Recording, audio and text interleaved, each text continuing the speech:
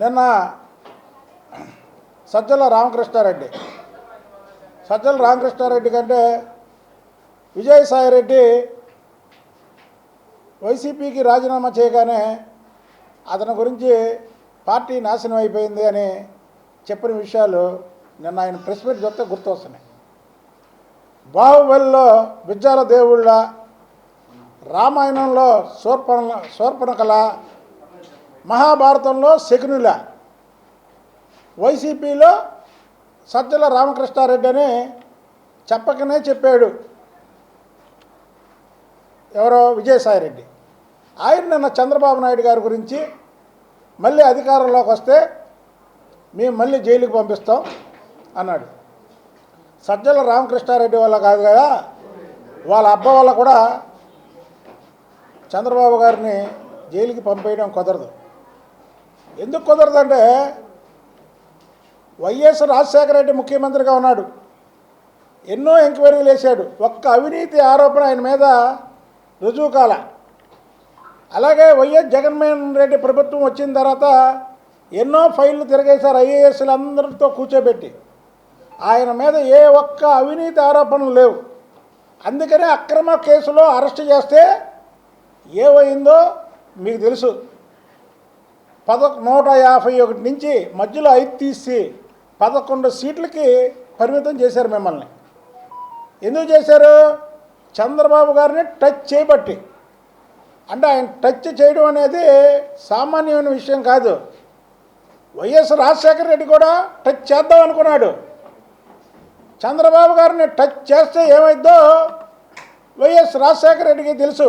ఎందుకు తెలుసు అంటే ఆయన కొన్నాళ్ళు కలిసి ఉన్నారు కాబట్టి చంద్రబాబు నాయుడు గారి పవరు, చంద్రబాబు నాయుడు గారి నిజాయితీ, చంద్రబాబు నాయుడు గారి నిబద్ధత వైఎస్ రాజశేఖర రెడ్డికి తెలుసు కాబట్టికే ఆయన 5 ఏళ్ళు ముఖ్యమంత్రిగా ఉన్నా సరే టచ్ చేయలేదు.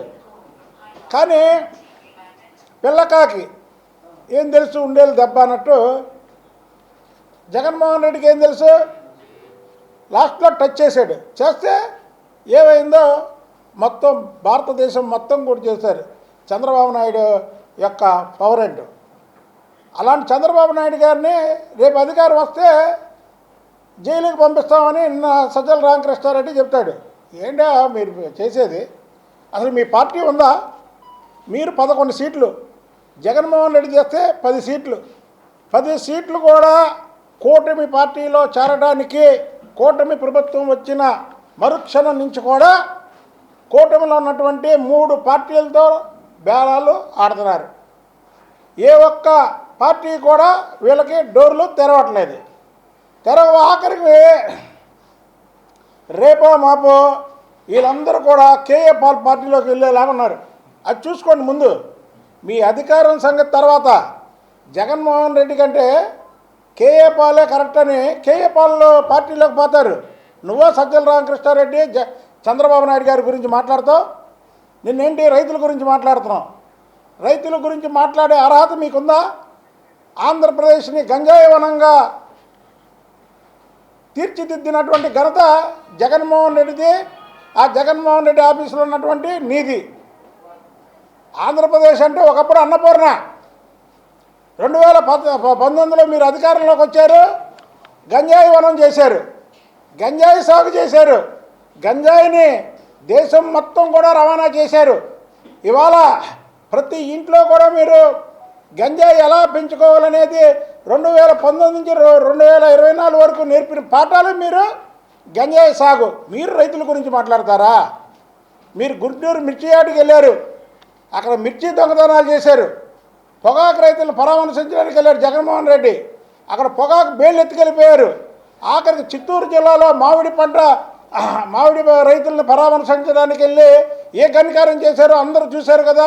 మామిడికాయలని తొక్కిచ్చి రైతుల్ని హేళన చేసినటువంటి నాయకుడు మీరా. రైతుల గురించి మాట్లాడేది చంద్రబాబు నాయుడు గారు రైతు బిడ్డ, వైఎస్ రాజశేఖర రెడ్డి రైతు బిడ్డ.